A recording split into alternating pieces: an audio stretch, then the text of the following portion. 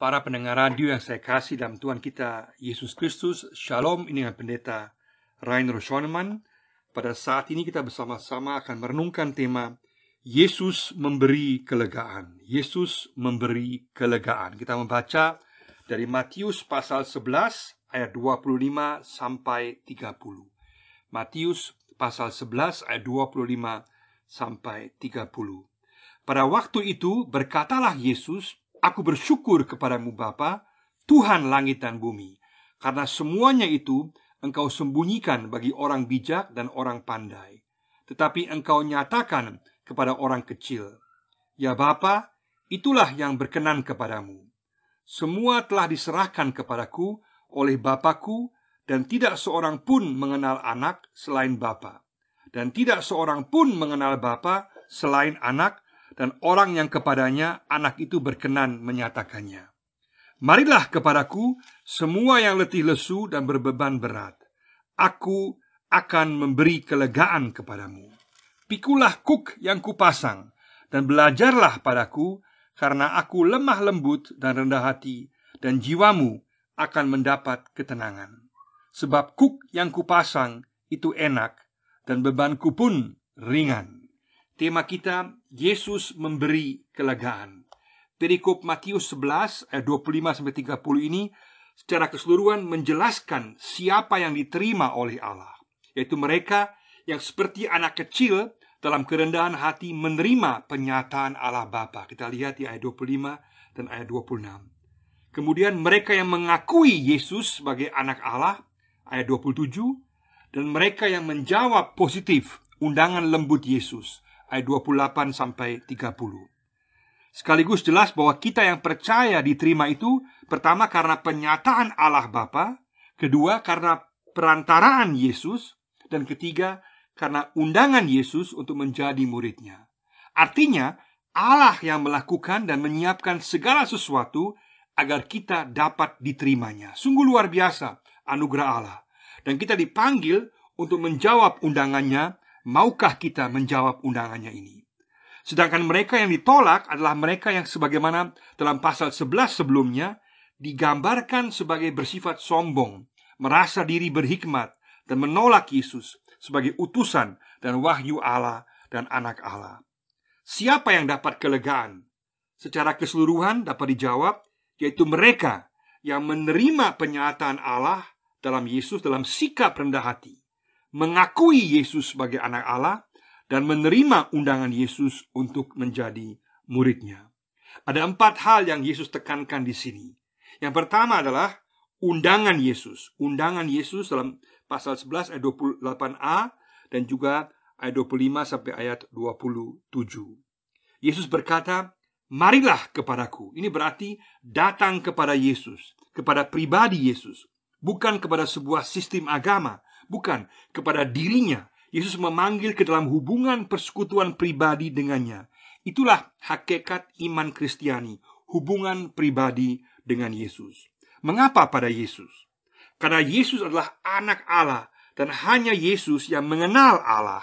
Yesus dan Allah Bapa adalah satu. Kita tahu Yohanes 10 ayat 30. Dan hanya lewat Yesus kita dapat mengenal Allah. Misalnya Yohanes pasal 12 ayat 44 dan 45 mengatakan, tetapi Yesus berseru katanya, barang siapa percaya kepadaku, ia bukan percaya kepadaku, tetapi percaya kepada Dia yang telah mengutus aku. Dan barang siapa melihat aku, ia melihat yang telah mengutus aku. Luar biasa. Juga Yohanes 14 ayat 6 mengatakan bahwa hanya Yesuslah jalan menuju kepada Bapa.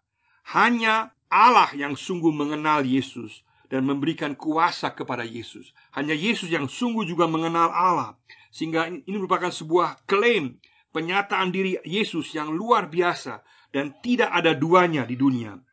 Berarti datang kepada Yesus adalah datang kepada pencipta dunia. Sesuai dengan Yohanes 1 ayat 1-3. Firman yang telah menjadi manusia. Juga Ibrani 1 mengatakan bahwa Yesuslah wahyu Allah yang sempurna. Bahwa Yesuslah yang telah ada dari mulanya dan telah ada bersama-sama dengan Allah Bapa, kekal dari kekal kepada kekekalan. Yesus tidak menawarkan langkah-langkah untuk mendapatkan kelegaan, misalnya 5 langkah menuju ketenangan atau sebuah jalan dengan metode khusus. Tidak. Tetapi Yesus menawarkan dirinya. Tidak ada di dunia yang seperti Yesus. Yesus istimewa karena dia menawarkan dirinya sebagai jawaban, sebagai solusi untuk seluruh masalah yang menekan kita. Sungguh luar biasa. Dan panggilan ini ditawarkan kepada semua orang. Semua punya kesempatan yang sama. Tetapi semua yang mau seperti anak kecil, mau percaya, sedia diajar. Artinya hikmat kebijaksanaan Allah diberikan kepada mereka yang mau menerima seperti anak dan sedia diajar. Berbeda dengan mereka yang angkuh, merasa diri pintar, berhikmat, dan menolak Yesus. Yesus menawarkan ini kepada semua yang letih lesu dan berbeban berat. Artinya letih lesu karena berbagai alasan, karena masalah, pergumulan kehidupan, kekhawatiran, ketakutan, ketiada harapan. Tetapi letih lesu bisa juga disebabkan karena salah prioritas, mengejar dan mementingkan hal-hal yang malahan membuat stres.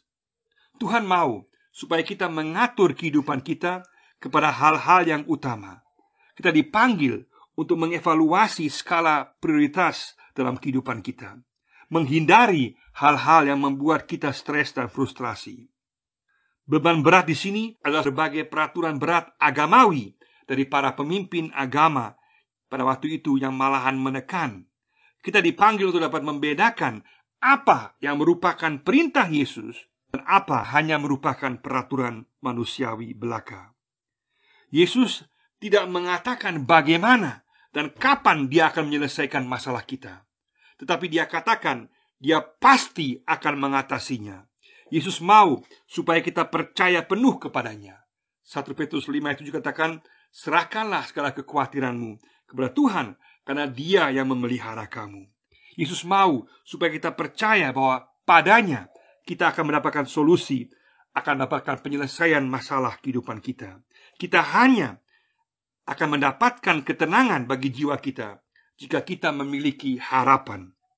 Dunia menawarkan berbagai jenis harapan, tetapi merupakan PHP, pemberi harapan palsu, yang hanya memberikan pengalihan perhatian untuk diri kita atau menipu diri kita dan tidak melegakan.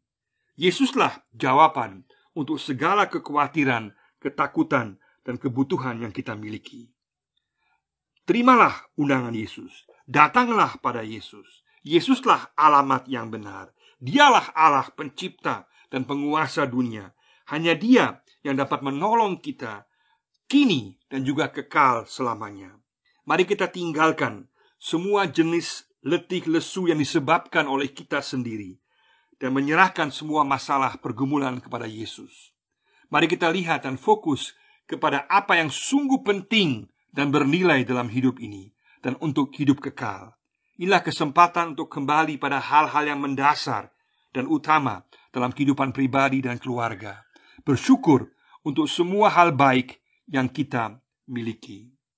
Yang kedua di sini adalah pemberian Yesus. Pemberian Yesus pasal 11 ayat 28b. Pemberian Yesus adalah sungguh luar biasa, yaitu kelegaan. Kata kelegaan di sini adalah kata anapao, artinya menyegarkan secara terus-menerus, kini dan kekal selamanya. Artinya kita disegarkan dalam hubungan dengan Yesus. Artinya kita mendapatkan orientasi, makna hidup, penerimaan, kasih, pengampunan, pengharapan dari Yesus. Kelegaan dalam kehidupan kekal secara sempurna. Kita baca misalnya Wahyu pasal 14 ayat 13, saya bacakan karena sangat penting. Wahyu 14 ayat 13 dikatakan, dan aku mendengar suara dari sorga berkata, tuliskan, berbahagialah orang-orang mati yang mati dalam Tuhan sejak sekarang ini. Sungguh, kata Roh, supaya mereka boleh beristirahat dari jerih lelah mereka, karena segala perbuatan mereka menyertai mereka. Juga dalam Ibrani 4 ayat 9 dikatakan bahwa kita akan masuk dalam perhentian kekal bersama-sama dengan Tuhan. Artinya ada kelegaan baik di masa depan dalam kehidupan kekal, tapi juga untuk kehidupan kita saat ini. Kelegaan bukan berarti istirahat atau bebas dari kerja, bukan.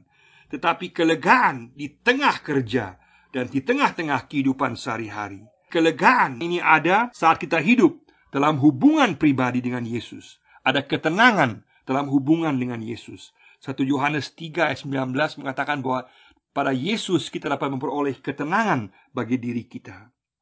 Maka kelegaan kita peroleh karena kita tahu kita diterima oleh Yesus sebagaimana kita ada. Kita dihargai dan dikasihi.